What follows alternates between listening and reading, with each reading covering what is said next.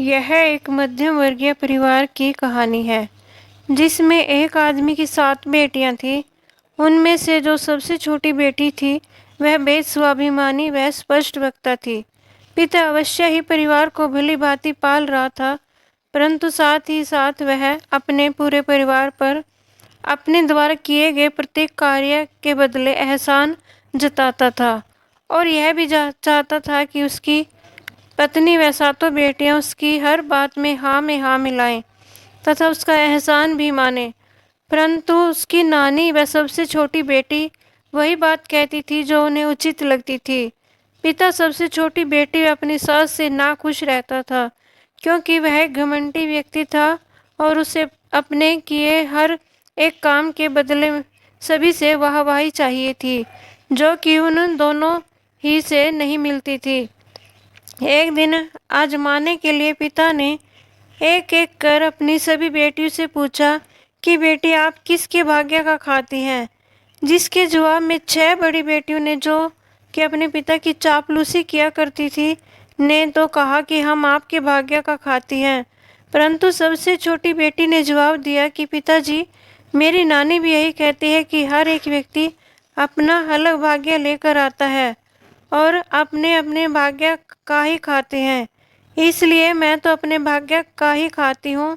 इस पर उसका पिता रुष्ट हो गया तथा मन ही मन उससे और भी चिढ़ने लगा। समय आने पर पिता ने बड़ी 6 बेटियों का विवाह अपनी पूरी कोशिश के साथ एक से एक अच्छे घर में किया तथा सबसे छोटी बेटी के लिए जंगल जंगल घूमकर एक पागल को ढूंढकर उसके साथ विवाह रचा दिया ताकि बेटी को सबक सिखा सके। समय बीतता गया और सबसे छोटी बेटी अपने पागल पति की सेवा में लगी रहती है और उसके इलाज के लिए तरह तरह के उपाय करती। वह वैद्य हकीमों के पास उसको ले जाकर उसका इलाज करवाती थी।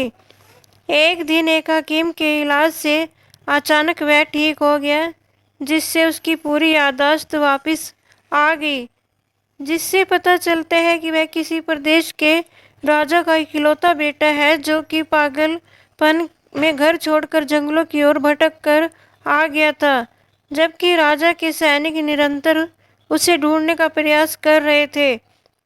यह जानकर उस राजकुमार की पत्नी यानी कि सबसे छोटी बेटी बेहद प्रसन्न थी। उसकी खुशी का ठिकाना न रहा। इधर राजकुमार को ढूंढते हुए राजा के सैनिक भी उस तक आ पहुंचे तथा राजकुमार व उसकी पत्नी दोनों को लेकर वे राजा के पास राज दरबार में पहुंच गए, जहां पर अपने आप को राजमहल की बहू पाकर वह बेहद प्रसन्न थी तथा भगवान को कोटि कोटि धन्यवाद दे रही थी। अपने खोए हुए पुत्र को पाकर राजा की खुशी का भी कोई ठिकाना न था। उसने अपने बेटे और साथ में पुत्र वधू पाने की खुशी में पूरे नगर की दावत के लिए ढिंढोरा पिटवा दिया, जिसके लिए एक दिन नियत किया गया।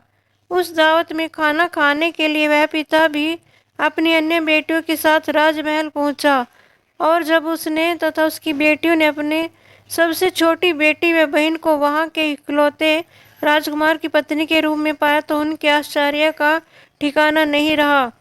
पिता ने शर्मिंदा होकर अपनी सबसे छोटी बेटी से कहा कि बेटी, मैंने तो तेरा विवाह एक पागल के साथ किया था, फिर यह करिश्मा कैसे हुआ।